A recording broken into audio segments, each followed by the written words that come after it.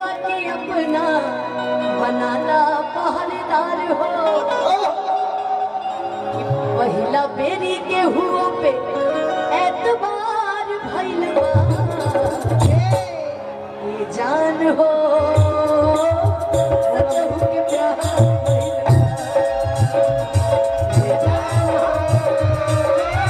रतहु के प्यार भइल बा, सारे शिकवे गिले भुला के कहो, सारे शिकवे गिले भुला के कहो,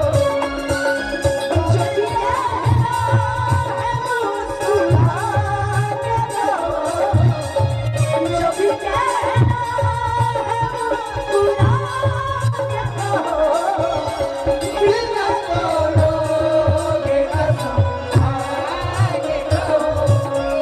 दिल न तोड़ोगे कसम खा के कहो,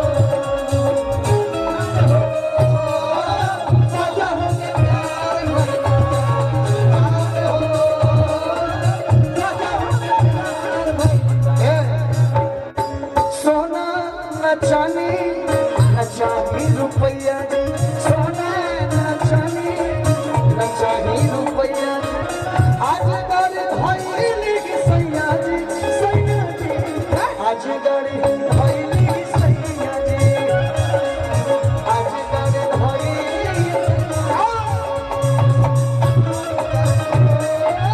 सजा हो के प्यार भइला, ए जान हो